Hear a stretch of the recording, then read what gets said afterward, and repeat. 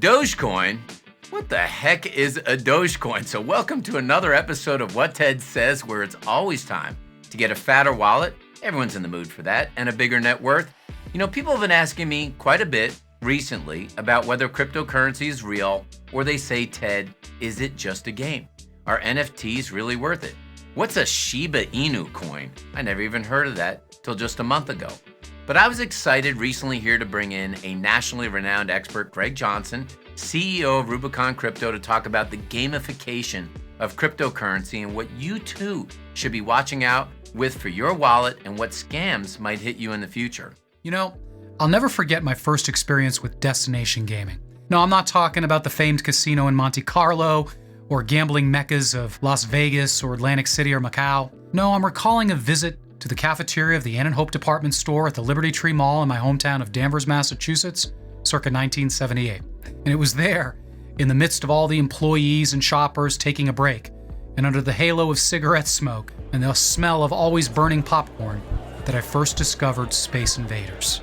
Now, some of you are knowingly nodding right now or smiling, while others are probably using the Google to look it up.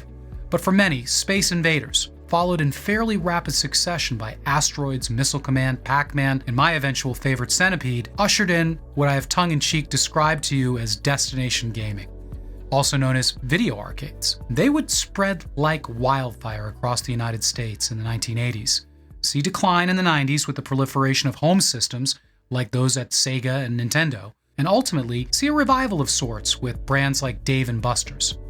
The reason I'm walking you down this personal memory lane of sorts is that these first video arcades built upon what the legalized gaming industry already had been refining to a science. Any cultural anthropologist worth their PhD will tell you the same.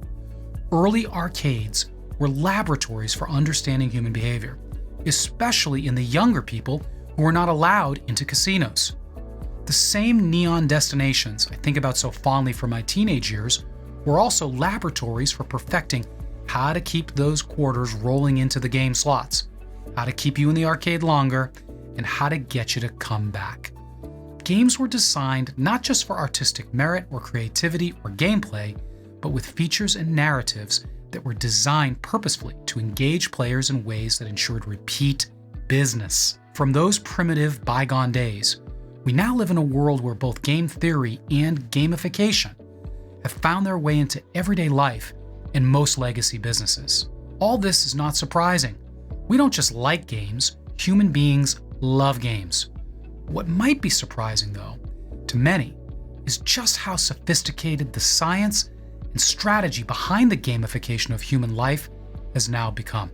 Now, the Oxford definition of gamification is as follows: the application of typical elements of gameplay, point scoring, competition with others, rule of play, to other areas of activity, typically as an online marketing technique, to encourage engagement with a product or service. Some of you have already been asking, what does this have to do with digital assets or cryptocurrencies or even Rubicon? Actually, quite a bit. One of the more recent industries to have experienced significant trend to gamification has been investments in financial services. While there are many attributes where gamification of the investment industry has had positive impacts or effect, like driving awareness and encouraging systematic savings, the combination of mobile investment platforms and social media influence have unleashed the negative and unwanted side effects that gamification can bring.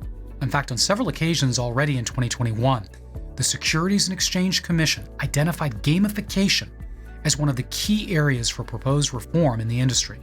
While largely spurred by discount brokerage trading platforms like Robinhood, and there are others, the impact of gamification can be found throughout the industry, and in my personal view, especially within the digital asset and cryptocurrency industry.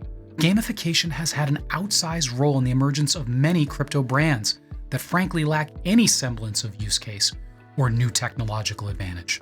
The literally digital nature of the industry itself, the fear of missing out climate, and of course the omnipresence of social media have created the potential for the proliferation of negative side effects of gamification in the crypto world unlike anywhere else. In fact, gamification is one of the primary reasons why we talk so much about having rational exuberance about the future of this industry, not the irrational exuberance that is so often amplified by gamification and has become an unfortunate aspect of this industry. Hey everybody, I hope you enjoyed that conversation with Greg about gamification. Still may not know what a Dogecoin is. And as always, make sure that you click the subscribe button if you want more of this amazing content, and leave us with questions in the comment section that Greg can answer so you can learn more about the gamification of cryptocurrency. And I have to tell you this, if you like this whole series on What Ted Says about cryptocurrency and our conversation with Greg, then you should also be thinking about the stock market and asking yourself this question: when should I buy a stock and when should I sell a stock? One of our top trending videos on What Ted Says, people watch it all the time, is when should you sell a stock. And with the stock markets being at all-time highs right now, this is something that you may want to check out. It's a game-changing video. You should watch it. And thanks as always for watching this episode of What Ted Says.